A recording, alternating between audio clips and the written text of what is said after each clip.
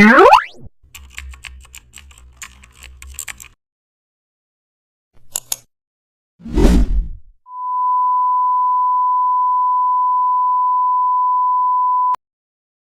back to the channel. Don't forget to like, share and subscribe for more updates. Today we explore how shapes can create dynamic visual patterns.